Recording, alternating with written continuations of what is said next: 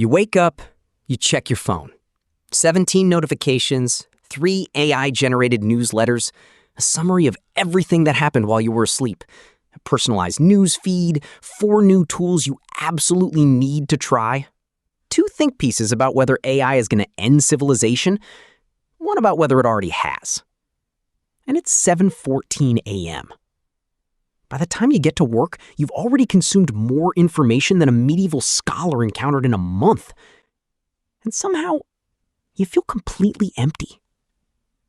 This is AI fatigue, and it's not about working too hard. It's about your dopamine system being played like a slot machine by systems that are very, very good at it. Here's what's actually happening in your brain. Dopamine is not the pleasure chemical. That's a myth. Dopamine is the anticipation chemical. It fires not when you get the reward, but when you expect it might be coming. This is why you can't stop scrolling. Every swipe is a tiny dopamine hit, not because the content is good, but because it might be. The uncertainty is the mechanism. The maybe is the drug. Social media figured this out a decade ago. Infinite scroll, variable reward, notification badges. Every design choice was optimized for one thing: keeping your dopamine system in a state of permanent low-grade anticipation. And now, AI has entered the chat. AI doesn't just deliver content, it generates it, infinitely, instantly, perfectly calibrated to what you engaged with last time. There is no bottom of the feed. There is no end of the conversation.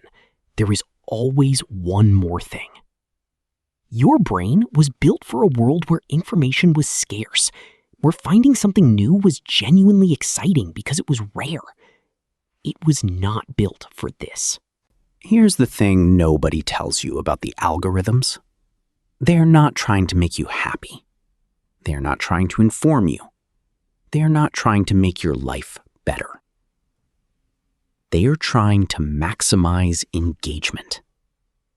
Engagement is a metric. It measures time on platform, clicks, shares, comments.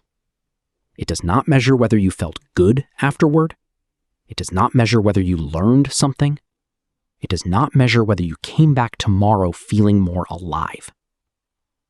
In fact, the research is pretty clear. The content that drives the most engagement is not the content that makes you feel good. It's the content that makes you feel something. Outrage, anxiety, fear, the desperate need to share. Negative emotions drive more engagement than positive ones. So the system that is optimizing for your attention is, structurally, optimizing for your distress. And now that system has access to infinite, personalized, AI-generated content. This is not a conspiracy. No one sat in a room and decided to make you miserable. It's just what happens when you optimize a system for engagement without asking what engagement costs. Let's talk about what chronic dopamine overstimulation actually does. It raises your baseline.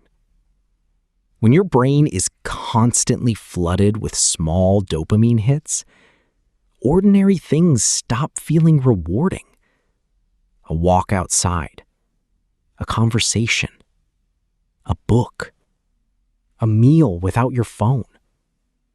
These things don't register the way they used to because your reward system has recalibrated to expect constant stimulation.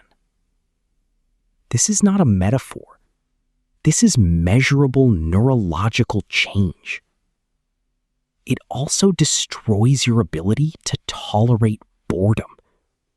And boredom, it turns out, is not the enemy of creativity. It is the source of it. The research on this is unambiguous. The brain's default mode network, which activates during boredom and rest, is where your best ideas come from. It's where you make connections, where you process emotion, where you figure out who you are. When you eliminate boredom, you don't just feel more stimulated. You lose access to a cognitive state that is essential for depth, creativity, and self-knowledge. And here's the part that should concern you most. The AI systems being built right now are not designed to give you back your boredom. They are designed to fill every gap, every pause, every moment of quiet. Because quiet doesn't generate engagement. There's a phrase that gets thrown around a lot. If the product is free, you are the product. It's true, but it's not quite precise enough. You are not the product. Your attention is the product. And your attention is finite. Every minute you spend in a state of low-grade dopamine stimulation is a minute you are not spending in deep focus, genuine connection, creative thought, or the kind of slow, difficult reading that actually changes how you think. This is the real cost of AI fatigue. Not that you're tired, it's that the most valuable cognitive resource you have, your focused, undistracted attention, is being systematically harvested by systems that have no interest in what you do with it. The question is not whether AI is good or bad. The question is, who is your attention working for right now? I'm not going to tell you to delete your apps. You won't. I won't. But here's what I think is worth trying. Design friction back into your life. The systems that harvest your attention are frictionless by design. So add friction deliberately. Put your phone in another room. Use a dumb alarm clock. Read something long and difficult that doesn't have a notification attached to it. Protect your boredom. Seriously, sit with it. Let your mind wander. The discomfort you feel in the first few minutes of doing nothing is your dopamine system recalibrating. It passes. And what comes after it is worth more than anything the feed has to offer. And use AI deliberately, not reactively, not because it's there.